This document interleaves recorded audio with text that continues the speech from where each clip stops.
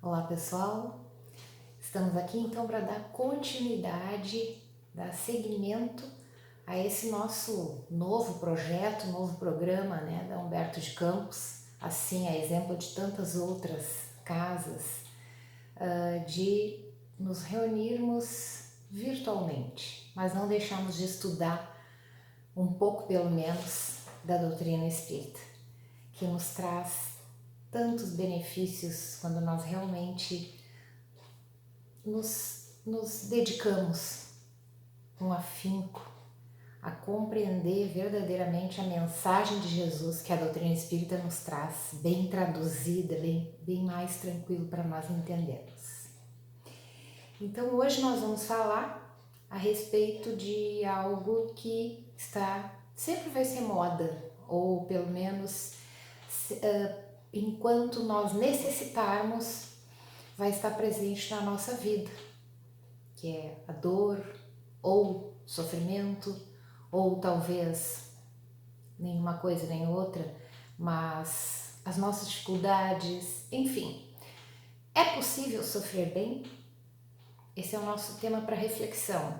E não fiquem pensando porque eu vou responder, porque eu não vou responder. Esse é um tema que eu estou lançando para reflexão, que deve ser feito através da nossa análise, a nossa autoanálise, para nós sabermos se para mim já é possível passar por dores, dificuldades, sofrimentos. Bem, eu já sei passar com equilíbrio por tudo isso. E agora a gente está vivendo um momento em que a gente até tem tempo de parar para analisar isso, né? Porque a maioria de nós, tirando aqueles nossos heróis dos serviços essenciais que não foram dispensados, né? E por eles nós precisamos cada vez mais fazer nossos agradecimentos e nossas preces para que Deus os proteja. Mas nós que estamos em casa, nos cuidando, nós temos a oportunidade, né? Até em razão deste assunto do momento, né? Nós temos a oportunidade de analisar como será que eu posso passar por uma dificuldade, por uma dor. Qual será a ideia que nós fazemos da felicidade ou da desgraça, da alegria, da dor? Se nós fizéssemos uma enquete agora, nós iríamos ouvir as respostas mais variadas possíveis, de acordo com a nossa evolução, de acordo com a evolução de cada um de nós. Que nós sabemos que não somos todos iguais em níveis evolutivos, né? Por quê? Porque nós ainda não somos almas boas, puras, sábias, nós somos almas ainda bastante imperfeitas, e isso não é demérito nenhum, porque nós estamos em crescimento. Nós não fomos criados prontos, nós fomos criados perfectíveis, mas Deus deixou para nós esse trabalho. Nós não somos bonequinhos nem robôs, né, previamente programados. Nós temos a razão, temos a emoção, temos o raciocínio para poder analisar as coisas, para poder passar pelos nossos aprendizados, enfim. Então, nós estamos a caminho. E se cada um de nós tem uma resposta para definir, para conceituar a dor, o sofrimento, ou alegria, ou enfim, natural. À medida que nós vamos crescendo espiritualmente, nossos conceitos vão se modificando. Isso a gente já parou para perceber, eu acho, né? Acho que todos nós já paramos para analisar isso. Que, por exemplo, uma coisa que lá na nossa infância, né, nos era uma grande satisfação, que era ganhar um brinquedinho, um jogo, né? Uma coisa assim que a gente tinha muita vontade de ter para brincar, para jogar. Lá na nossa infância, quando a gente fez 15, 20, 30 anos, 50 anos, já mudou totalmente. Hoje nós valorizamos muito aquele brinquedo que nós podemos ter oportunidade de ter, ou aquele jogo que podemos ter oportunidade de jogar, mas hoje nós temos outros interesses. Isso é natural, é a evolução, quer dizer, numa mesma encarnação nós já passamos por uma evolução e nós já passamos por um crescimento e nós vamos aprimorando e vamos modificando os nossos valores à medida que nós vamos passando por estas etapas da nossa vida, né, das nossas existências. Então, à medida que nós crescemos espiritualmente, nossos conceitos, nossos valores vão se modificando, vão se aprimorando. E aí então nos diz o Leon Denis no livro O Problema do Ser, do Destino e da Dor, que o espírito já tem condições de analisar com superioridade moral as suas situações, ele vai dar mais valor a um bom pensamento ou uma boa obra do que um bem material, uma glória, um poder terrestre. Às vezes até uma desgraça, entre aspas, ele vai valorizar mais, né, esse ser, esse espírito que já evoluiu um pouco mais, do que algo terreno, material, que se sabe que pode perturbar, corromper, embriagar, né? Então, se nós pararmos para pensar, nós vamos ver, por exemplo, um caso assim bem que daqui a pouco a gente vai estar lembrando, né? Vai ter até um feriado, né? Que é o dia 21 de abril. Tiradentes, o Humberto de Campos, nosso querido Humberto de Campos, espírito, ele nos informa no livro Brasil, Coração do Mundo, Pátria do Evangelho, que Humberto de Campos que Tiradentes foi um dos jurados, um dos inquisidores lá no tempo da Inquisição, né, numa das etapas da Inquisição. E como tal, claro que ele agiu com severidade, com crueldade, por fazer parte, né, do corpo de julgadores, né, na Inquisição. Então, quando ele desencarnou, quando ele teve consciência de si mesmo, ele, como espírito imortal, na esfera espiritual, ele resolveu, orientado também pelos seus benfeitores espirituais, que todos nós temos, né? Ele foi orientado e ele resolveu aceitar uma proposta de, na sua encarnação que ele depois teve como Tiradentes, ele faria tudo aquilo que ele fez, de abrir mão de muitas coisas, de lutar, de fazer um movimento como ele fez por uma causa pública, por uma causa nobre, em benefício da nação brasileira. Ele aceitou esse desafio e ele veio e ele fez tudo o que fez, abriu mão inclusive da vida, do corpo físico, e nós sabemos depois, se nós formos conferir lá no livro, a gente vai constatar que ele foi poupado, o espírito Tiradentes foi poupado no momento mesmo do enforcamento, em que se desligava, ele era recebido diretamente nos braços do irmão Ismael, que é aquele que é o protetor, digamos assim, da nossa pátria, né, Brasil, e ele foi poupado de assistir o esquartejamento do corpo físico, né, que nós sabemos que foi feito para que aquilo fosse tomado como exemplo para as pessoas que tivessem os mesmos ideais que ele tinha, não se atreverem a fazer o que ele tinha feito, né, a continuar o que ele começou. Então ele foi poupado de tudo aquilo. Então nós podemos dizer que Tiradentes, um mártir, né, verdadeiro, ele passou, como passa necessariamente todo mártir, todo herói, pela dor, como um estágio da sua evolução. Porque vejamos aí, vamos convir que do estágio de inquisidor à figura de Tiradentes, ele deu um excelente passo à frente, né? Então, passou por esse estágio, por esta dor, que o fez enriquecer enquanto espírito imortal e o fez brilhar, porque até hoje nós lembramos de Tiradentes como alguém que brilhou por todo o seu gesto, por toda a sua vida dedicada a uma causa tão nobre. Então a dor desses heróis de verdade, desses mártires de verdade, e a coragem que eles colocam em suportar essa dor, é o mais nobre ensinamento que nós podemos, que se pode apresentar para nós daqueles que morrem pela verdade e pela justiça, que é o poder moral. Esse é o maior poder deles, é o poder moral.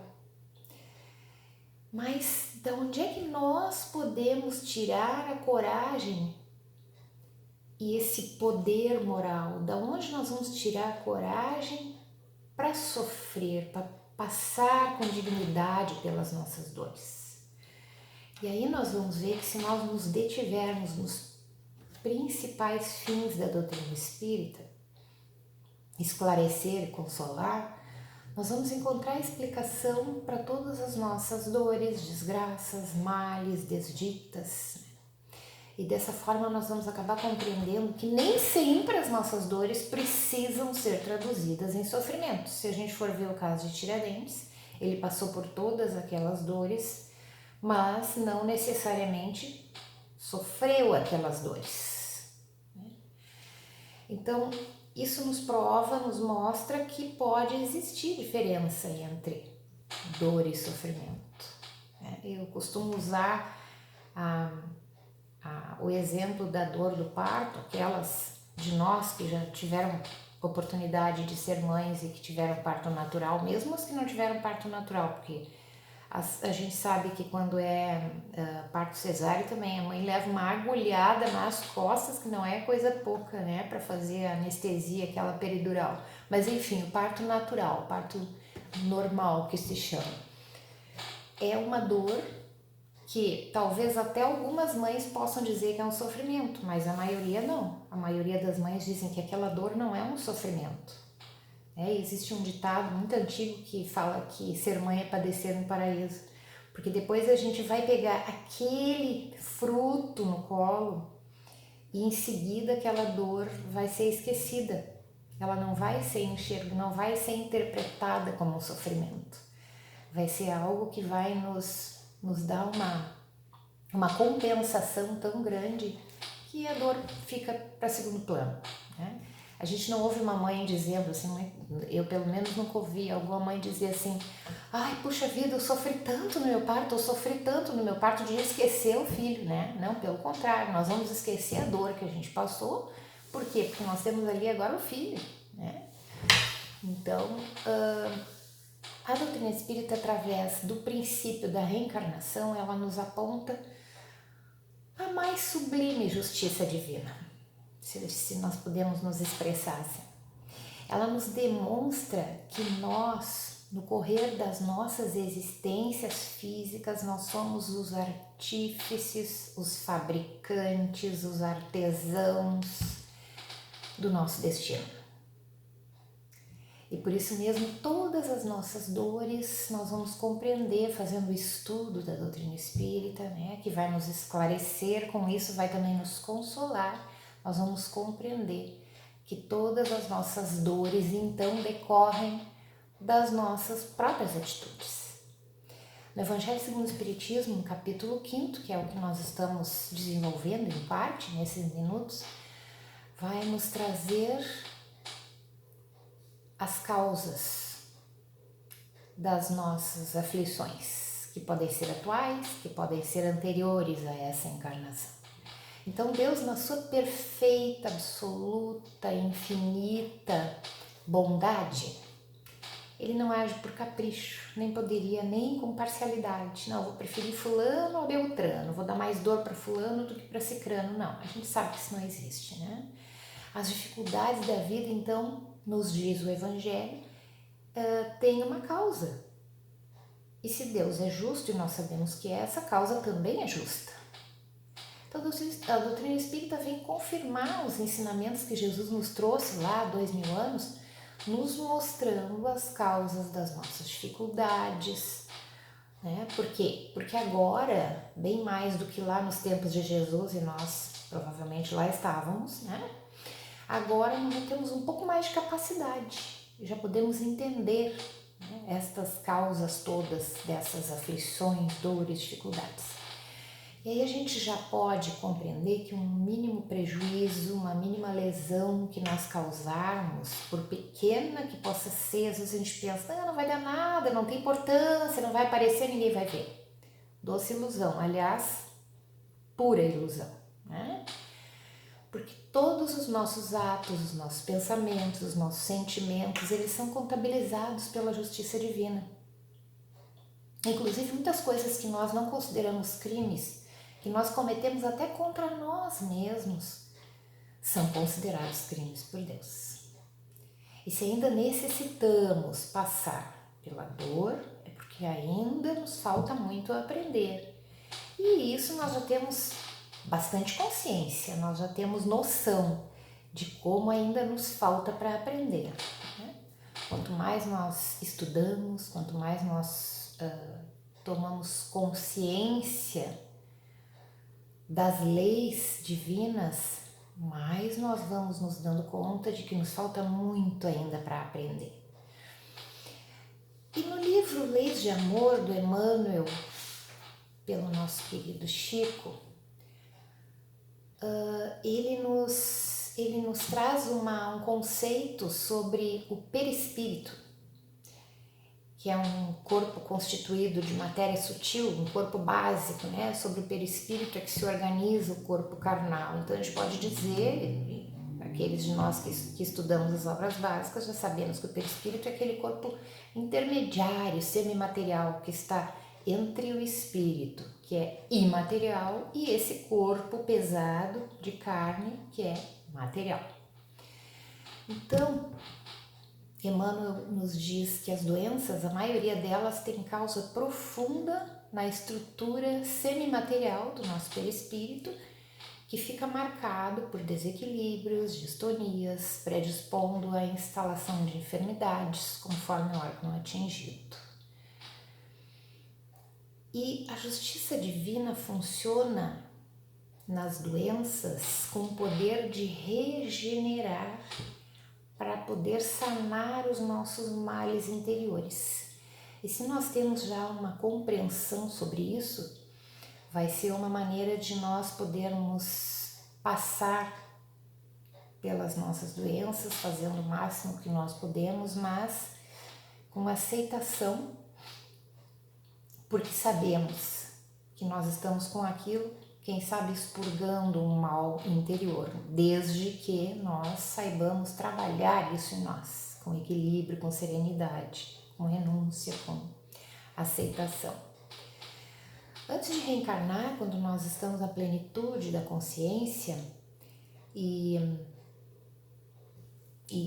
responsabilidade, digamos assim, né? Lá na esfera espiritual, nós mesmos analisamos os nossos pontos vulneráveis e nós solicitamos muitas vezes impedimentos físicos para nós não reincidirmos em erros que nós já cometemos em outras existências. E aí no livro, ainda no livro Problema do Ser, do Destino e da Dor, que nós já falamos aqui de Leon Denis, ele nos diz que a dor física é em geral um aviso da natureza, que procura nos preservar dos excessos. Mesmo assim, muitas vezes nós não damos importância aos avisos, né? O corpo fala, mas a gente procura não ouvir, né? Muitas vezes. E acabamos adoecendo. Então, por imprudência, desleixo, revolta, preguiça, vícios, etc., nós podemos atrair doenças nessa mesma encarnação.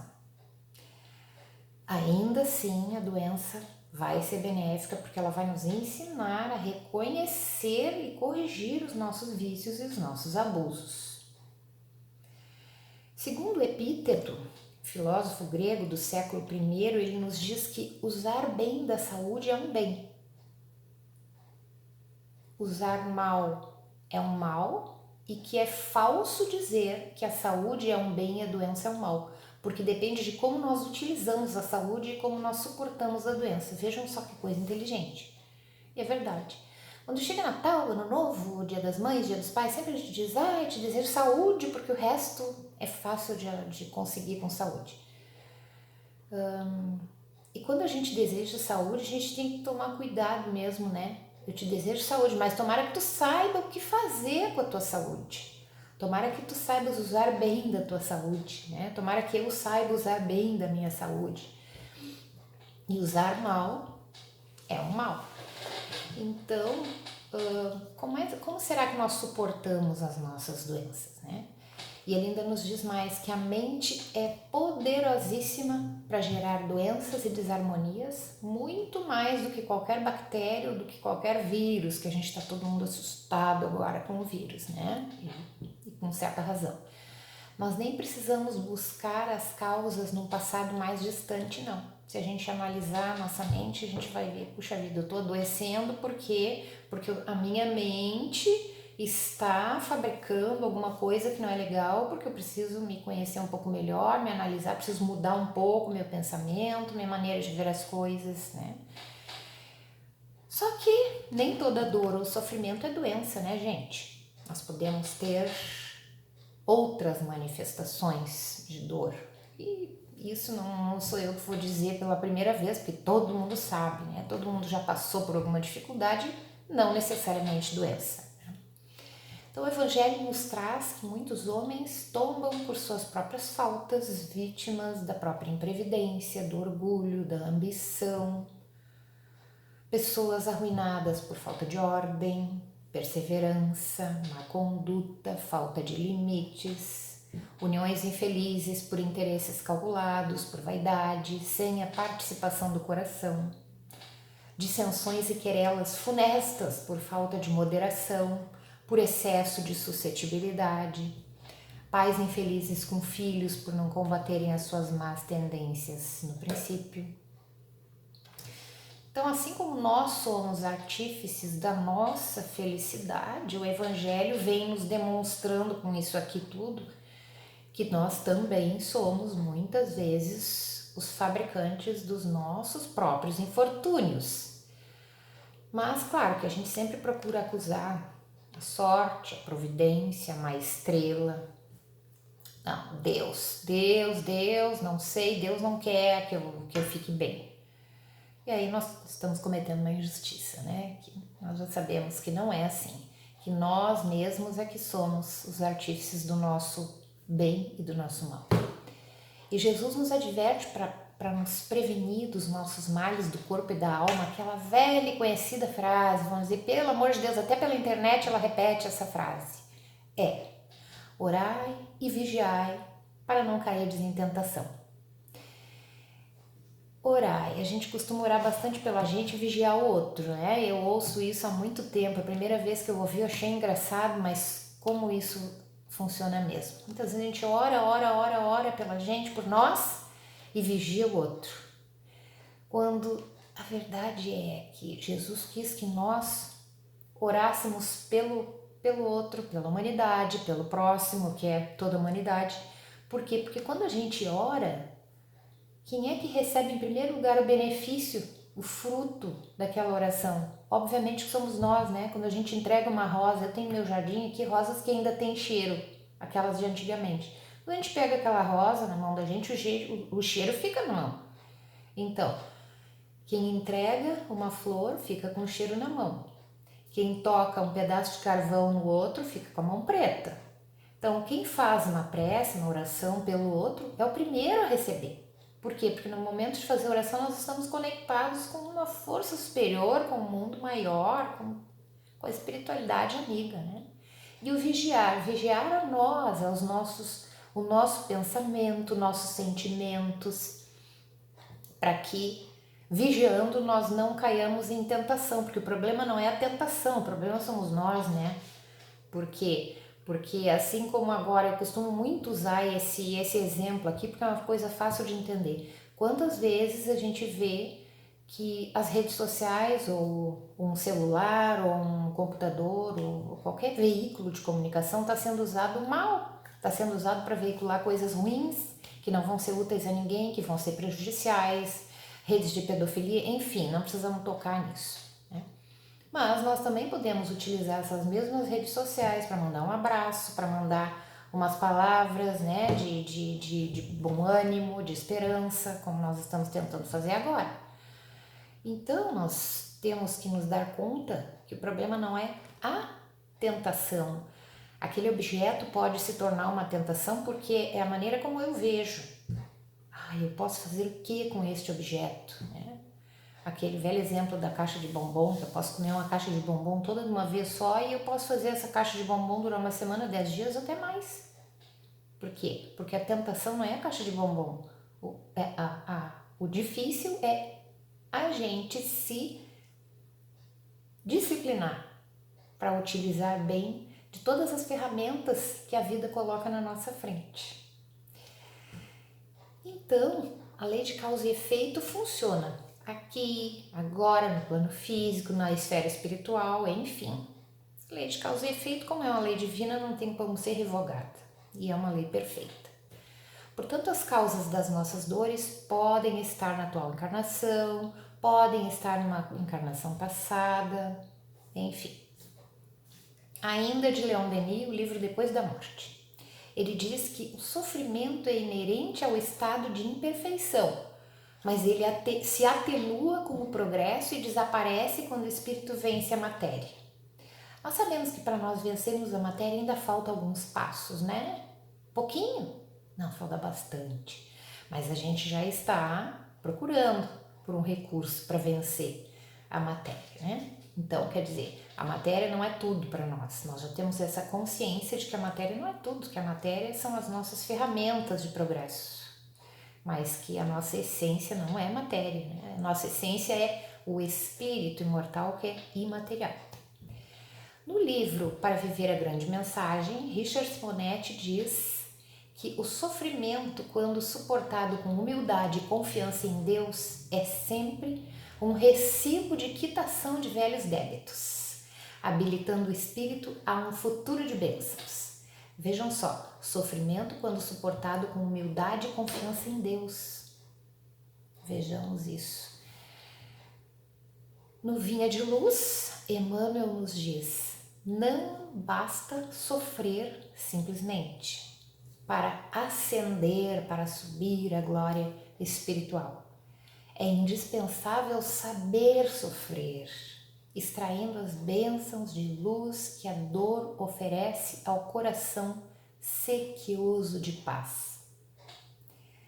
Então não adianta eu me autoflagelar, não, eu preciso sofrer porque eu já sei que eu preciso sofrer. Não, é preciso que a minha consciência esteja participando deste processo, que eu saiba a razão da minha dor, para que eu não precise vir a sofrer a mesma dor novamente. Né? Então não é só simplesmente sofrer, é o saber sofrer. No livro Missionários da Luz, André Luiz nos diz que o sofrimento, quando aceito à luz da fé viva, é uma fonte criadora de asas espirituais. Então qual é o remédio para a alma, né? Nos diz o Evangelho que o homem vai evitar os males e dores quando trabalhar pelo seu aprimoramento moral, tanto quanto para o seu aprimoramento intelectual. Então, para encaminhar o encerramento do nosso estudo, da nossa proposta de reflexão de hoje, nós vamos deixar aqui do livro Celeiro de Bênçãos, da nossa querida Joana de Ângeles, pelo Divaldo, uma pequena frase, mas que vai ser o nosso tema de casa. Jesus amou de tal forma que deu a sua pela nossa vida, como a dizer que a verdadeira felicidade consiste sim em amar, porque somente quando se ama se consegue a real plenitude, longe de quaisquer sofrimentos e desditas. Então que fique para nós lançado esse tema para reflexão. Será que eu já estou me esforçando para aprender a amar realmente?